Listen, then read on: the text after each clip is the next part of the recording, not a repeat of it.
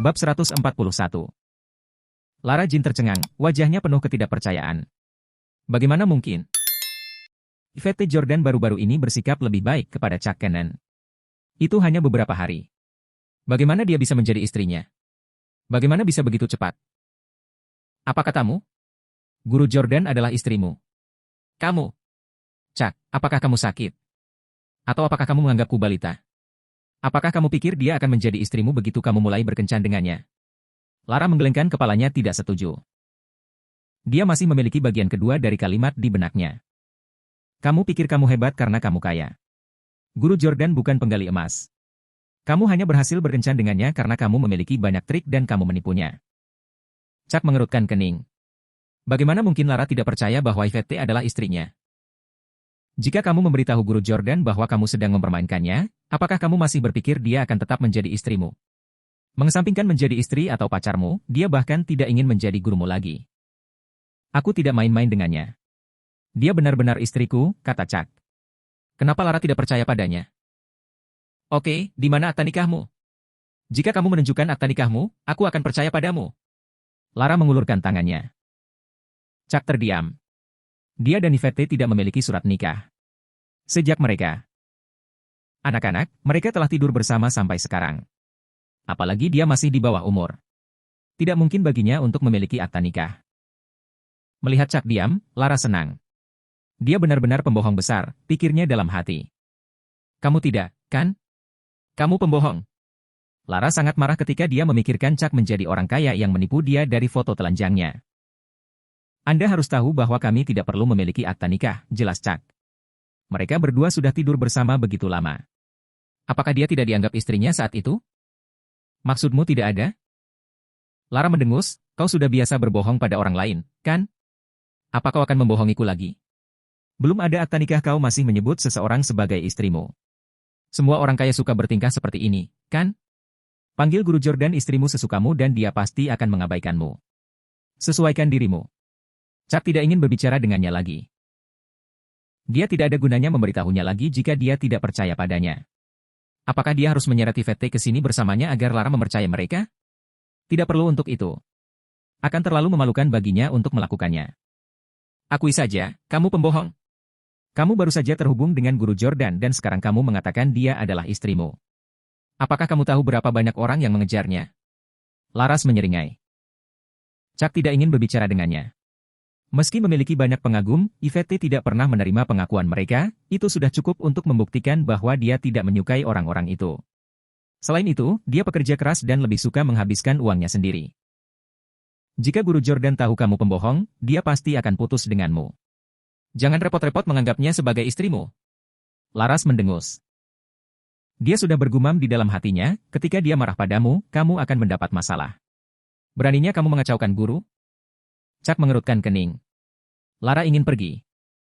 Berhenti. Chuck memelototinya. Lara gemetar sejenak. Dia menggigit bibirnya dan berbalik. Ada apa? Apakah saya benar? Jelas, kalian berdua hanya pasangan. Mengapa Anda memanggilnya istri Anda? Aku memperingatkanmu, jangan beritahu siapapun bahwa Yvette adalah istriku.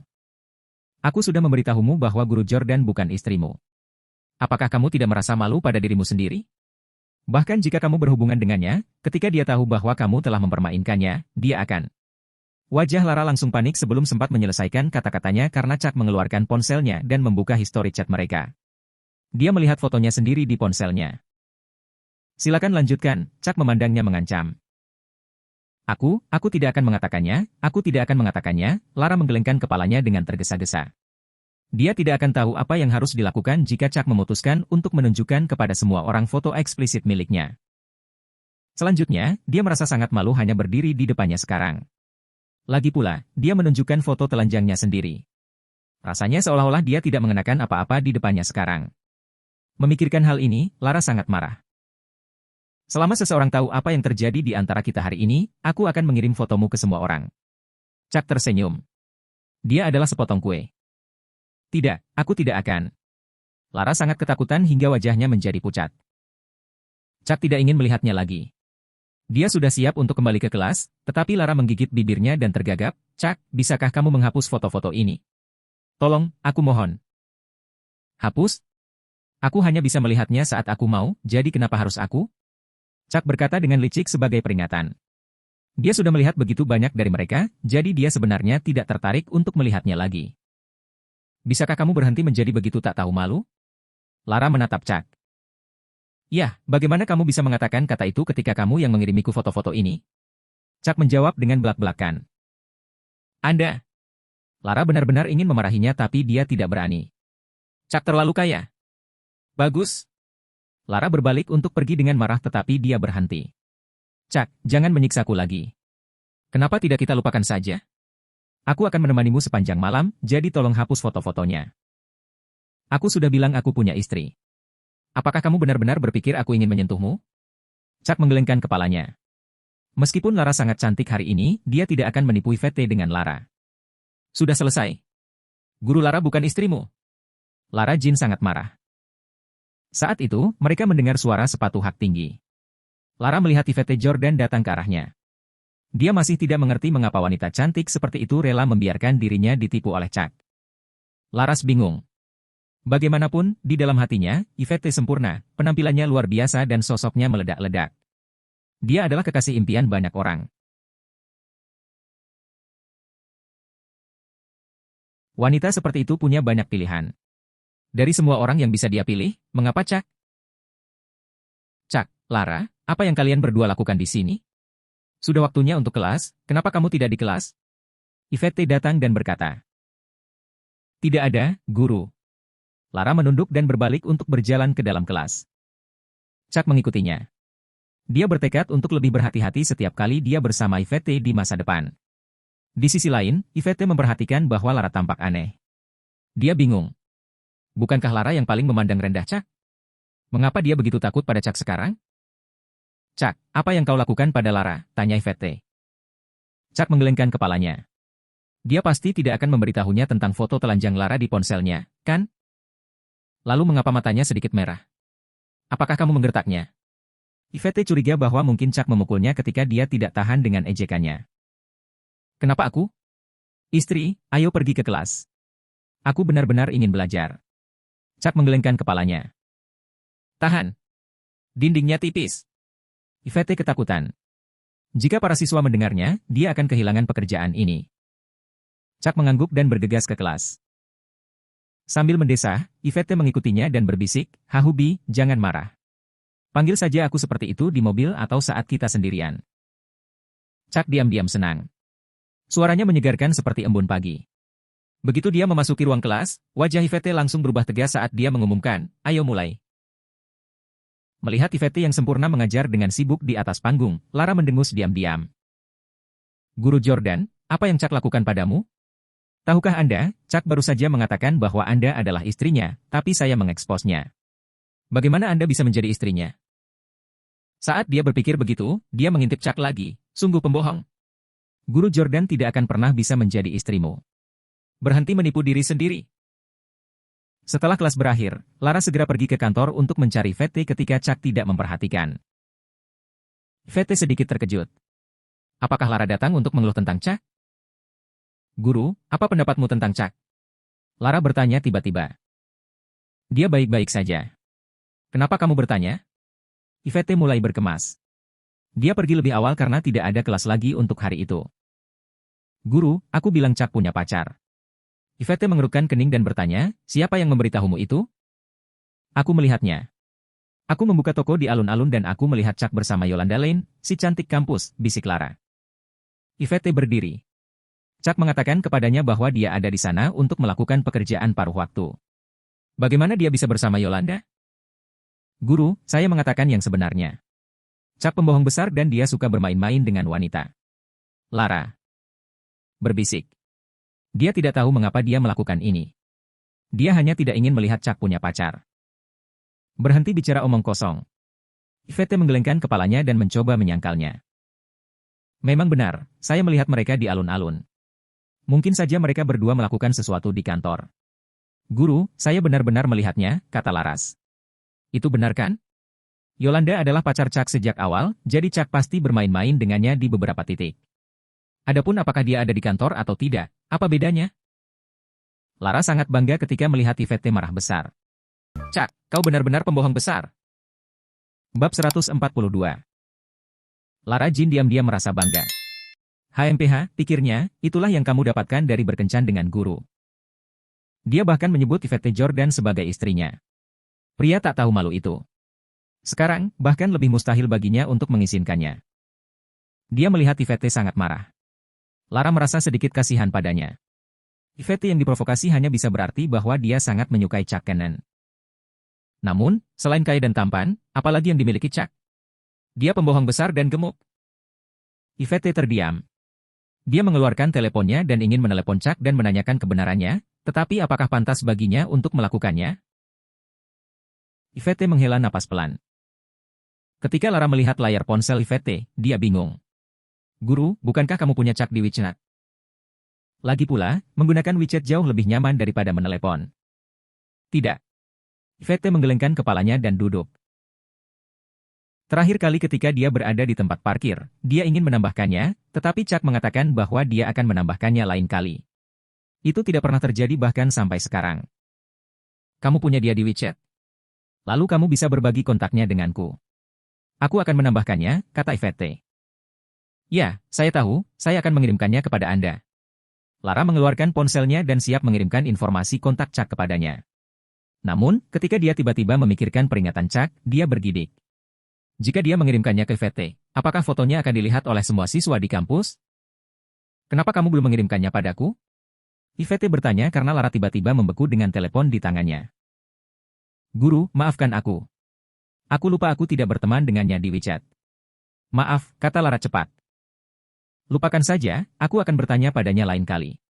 Yvette merasa tidak berdaya. Dia mengemasi barang-barangnya tetapi tiba-tiba teringat sebuah pertanyaan penting. Mengapa Lara datang untuk memberitahunya tentang Chuck? Apakah Chuck memberitahunya tentang hubungan di antara mereka? Yvette merasa cemas. Hubby, pikirnya, apa yang kamu lakukan? Kenapa kamu sengaja memberitahuku ini? Dia bertanya dengan serius dan mengunci pintu di belakangnya pada saat yang bersamaan. Aku. Lara memulai. Dia sedikit bingung setelah ditatap seperti ini. Dia menggelengkan kepalanya dengan tergesa-gesa, tetapi tatapan Yvette membuatnya merasa panik. Lara mengakui, Guru, saya datang ke sini hanya untuk berbicara, percayalah. Saya melihat Chuck keluar dari mobil Anda pagi ini. Maksud kamu apa? Yvette bingung. Kalau begitu, dia pasti melihat Chuck menciumnya. Jadi, Guru, apakah Anda berkencan dengan Chuck? Lara bertanya dengan suara rendah.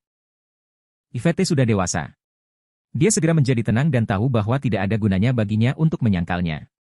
Setelah hening sejenak, dia mengangguk dan mengakui, ya, saya berkencan dengan Chuck. Yvette sendiri terkejut bahwa dia mengatakannya dengan keras. Dia merasa santai telah berhasil mengungkapkan rahasia sebesar itu. Kenapa? Guru Jordan, kamu sangat cantik dan kamu memiliki pekerjaan bergaji tinggi. Mengapa kamu ingin bersamanya? Mengapa kamu menyukainya? Tanya Laras. Dia tidak mengerti dan hanya bingung. Dengan kecantikan dan pengetahuan Yvette, dia dapat dengan mudah menemukan dirinya sebagai orang kaya. Mengapa dia berkencan dengan Chuck? Bagaimanapun, Chuck hanya memiliki BMW, mobil sport, dan mungkin aset senilai beberapa juta dolar. Yvette dapat menemukan seseorang yang lebih baik daripada Chuck yang lebih kaya dan lebih tampan dengan mudah. Kau tidak akan mengerti. Dia memperlakukanku dengan sangat baik, kata Yvette. Dia memikirkan saat ketika dia berjuang untuknya di Central City. Dia benar-benar berani. Itu adalah Chuck yang belum pernah dilihat Yvette sebelumnya. Laras menghela napas. Tapi Chuck dan Yolanda bersama. Dia mempermainkanmu, Guru. Jangan tertipu. Ya, aku akan bertanya padanya, kata Yvette, merasa kecewa. Hubby, pikirnya, tolong jangan lakukan ini padaku, oke? Lara tahu bahwa tidak ada gunanya mengatakan apapun lagi. Dia tahu bahwa Chuck pasti sudah melakukannya dengan Yvette di mobil pagi ini. Dia berpikir bahwa Yvette akan putus dengannya segera setelah mendengar berita itu, tetapi Yvette tidak terpengaruh. Lara tidak bisa berbuat apa-apa lagi. Lara, mari kita simpan ini di antara kita, oke? Yvette menghampirinya. Laras mengangguk. Bahkan jika dia mengatakannya, dia masih bisa mengharapkan reaksi teman-teman sekelasnya. Mereka pasti tidak akan percaya. Yvette jatuh cinta pada Chuck? Itu keterlaluan. Lagi pula tidak ada gunanya dia mengatakannya, apalagi dia tidak berani karena Chuck punya foto telanjangnya. Lara berjalan keluar saat Yvette duduk di kursi. Dia terdiam beberapa saat lalu mengeluarkan ponselnya untuk menghubungi nomor Chuck. Dia langsung menjawabnya. Istri, kata Chuck. Suamiku, di mana kamu, kata Yvette. Di alun-alun, jawab Chuck. Sejak dia keluar setelah kelas, dia merasa lebih baik tidak duduk di mobil Yvette. Kalau tidak, jika ada orang lain yang melihatnya lagi, itu akan sangat merepotkan.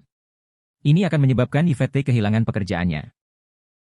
Apakah dia terburu-buru untuk menemukan Yolanda? Yvette menghela nafas. Ya, kembalilah lebih awal. Kamu ada ujian besok. Ingatlah untuk tidur lebih awal.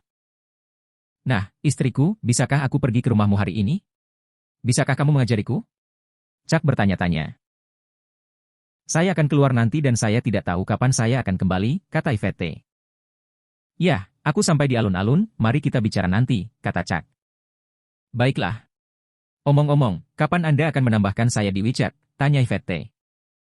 Ya, lain kali, jawab Chuck. Oke, kata Yvette. Setelah menutup telepon, Yvette mengemasi barang-barangnya dan pergi keluar. Lusa adalah tanggal baginya untuk mengembalikan uang yang dipinjamkan oleh orang kaya itu kepadanya. Dia harus mendapatkan uang pada tanggal yang dijanjikan, jadi dia tidak punya pilihan selain mencari rentenir. Dia ingat pernah meminjam sejumlah uang dari mereka ketika dia pertama kali membuka bisnis. Bunganya tinggi tetapi dia masih berhasil membayarnya tepat waktu. Dia seharusnya bisa mengembalikan uangnya kali ini. Tidak ada jalan lain. Dia telah menjual rumahnya dan menginvestasikan uangnya, bahkan kehilangan sekitar 500.000 terakhir kali. Dia menghela nafas saat dia pergi dari sekolah. Ketika dia tiba di restoran terpencil tempat dia meminjam uang terakhir kali.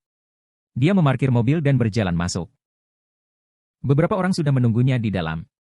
Mereka akan melakukan pemeriksaan latar belakang dan mengevaluasi berapa banyak yang bisa dipinjamkan. Yvette memperkirakan bahwa mobilnya dan perusahaan dapat mengizinkannya meminjam sekitar 700.000 dolar. Seharusnya tidak menjadi masalah besar. Setelah mengembalikan uang itu kepada orang kaya itu, dia akan memiliki sejumlah uang tunai di tangannya untuk memungkinkan perusahaannya terus menjalankan bisnis. Baru-baru ini, perusahaan membuat beberapa kemajuan, tetapi keuntungan tidak bergulir dengan cepat. Tetapi, Yvette mengerutkan kening. Orang yang dia pinjam terakhir kali adalah seorang wanita paruh baya. Dia sangat galak tetapi mereka berdua wanita, dan dia tidak begitu takut. Namun, kali ini, dia dikelilingi oleh beberapa pria.